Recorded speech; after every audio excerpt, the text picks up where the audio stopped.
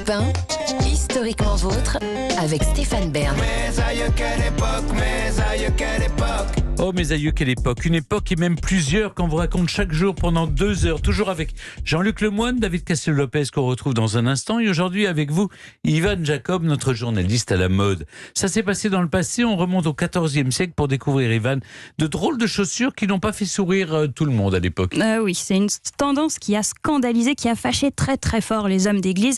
Alors vous allez me dire, c'est assez facile d'énerver un homme d'église, surtout au Moyen-Âge. Mais là, il faut leur reconnaître que c'est une tendance assez olé olé. Imaginez, on est au XIVe siècle et tout le monde se met à porter des chaussures très longues et très pointues, les poulaines. Alors pour être tout à fait exact, il ne s'agit pas exactement d'un modèle de chaussure. En fait, c'est une excroissance au bout de la chaussure qui peut se retrouver sur un soulier, sur une botte ou sur une bottine. Et cette longue extrémité, elle peut même être légèrement recourbée vers le ciel, comme ça, c'est joli, voire tenue par une chaînette qui sonnaille un peu quand on marche. Ça fait schling-gling. Les plus ambitieux ont des poulaines si longues qu'il faut pour faire tenir le bout les rembourrer de laine ou de crin de cheval et parfois même les renforcer à laine d'une baleine, comme un soutien-gorge en fait. Elles peuvent être en cuir ou en tissu brodé pour les plus élégants et c'est vraiment le hit au XIVe siècle pour les damoiseaux et les damoiselles à la mode, parce que les femmes peuvent aussi porter la poulaine. Aujourd'hui, on dirait un must-have si par exemple on travaillait à la rédaction de Biba. Alors pourquoi ça s'appelle poulaine? C'est bizarre comme nom, ça vient de poulain? Et oui, poulain, mais à l'époque, poulain, ça veut dire polonais. C'est pas du tout un animal. Et comme on a tendance à blâmer les étrangers pour les modes excentriques, on va tout mettre sur le dos des Polonais. D'ailleurs, en anglais, on les appelle Kraków, comme Cracovie, en Pologne. Il y a donc peut-être une chance pour que ça vienne de là-bas. En réalité, les poulaines ont un ancêtre apparu 300 ans plus tôt, qui s'appelle les Pigasses. Et il y a une légende que j'adore, qui attribue l'invention de ces chaussures à un homme. Il s'appelle Foulque d'Anjou, donc ça déjà c'est rigolo. Foulque est surnommé le Réchin, c'est-à-dire le ronchon, le grognon. Et il est connu pour ses mœurs un petit peu trop libres. Il fricote facilement à droite à gauche.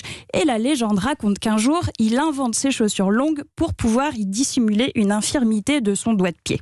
Alors en réalité, il y a des chaussures à bout pointu depuis l'Antiquité, mais comme Foulque est un débauché notoire, l'Église trouve en lui un bouc émissaire commode.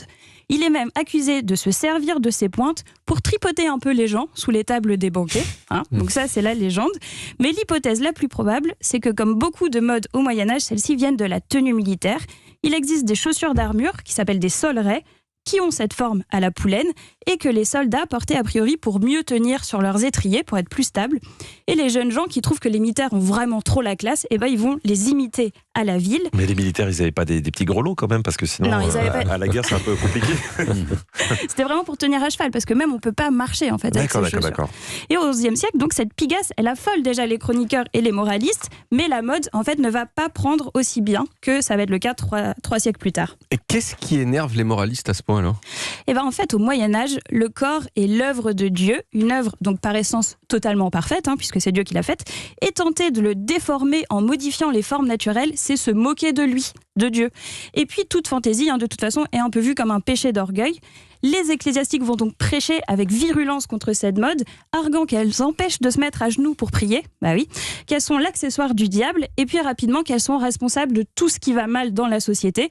Par exemple, la déroute de Nicopolis en 1396 contre les Turcs, c'est la faute des poulaines. La peste, pareil, c'est la faute des poulaines.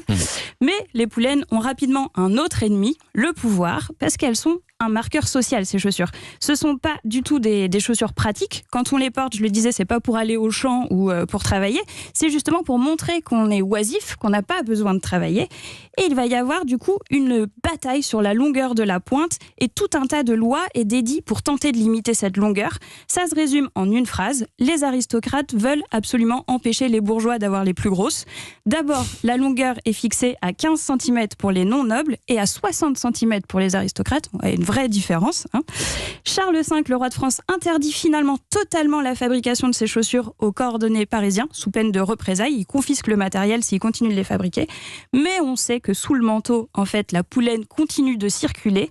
C'est la même chose d'ailleurs en Angleterre, puisque le roi limite un siècle plus tard, à la fin du XVe, la longueur à 5 cm.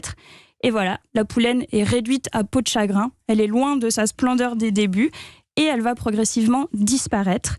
Balenciaga a bien essayé de la faire revivre dans sa collection automne-hiver 2022, mais À part les modas les plus pointus et les intermittents du spectacle sur les fêtes médiévales bourguignonnes, personne, hélas, à mon grand regret, ne semble vraiment prêt pour le retour de la poulaine.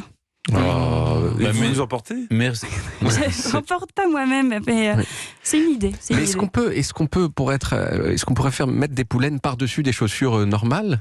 Bah oui, on pouvait faire pratiquer une petite excroissance sur une, Oui. sur une chaussure classique, une chaussure comme un classique. patin. Je vous un peu. rappelle, c'était prévu pour des attouchements comme ça pour vous faire du pied ou de la poulaine Oui, sous mais la ce table. que je comprends Ça, c'est mal, quand même parce que regrettable à l'heure où justement on se bat contre les agressions sexuelles. c'est vrai, vous venez de... Non, mais parfois c'était Des fois, c'était consentant. choisi. Des fois, c'était consentant. Oui, c'est vrai, c'est vrai, Parfois, c'est vrai. Comment vous le savez avant d'avoir mis le pied? Ah non, mais Non mais c'est vrai. Non, et par mais ailleurs, bien sûr. le pied ne sentait rien, puisqu'il n'y avait pas un doigt de pied Oui. gigantesque à l'intérieur de la poulette. Donc c'était Ah non, vraiment. c'est pas pour le pied, c'est pour la c'est personne pour en la face. personne en face. Bien oui, c'est sûr. ça. Non, mais si quelqu'un vous tripote avec son pied sous la table, si vous n'êtes pas d'accord, normalement, à table, vous pouvez vous manifester. Ouais. Vous imaginez? Oui, mais maintenant toussez. les gens vont d'abord voir la police et après ils vous le disent.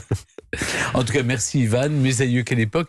Ah ben, vous nous avez replongé dans le 14e là. Et dans un court instant, c'est le début de la fin ou le début tout court. Avant de partir, je vous propose de remonter aux origines du klaxon de David Castel-Lopez.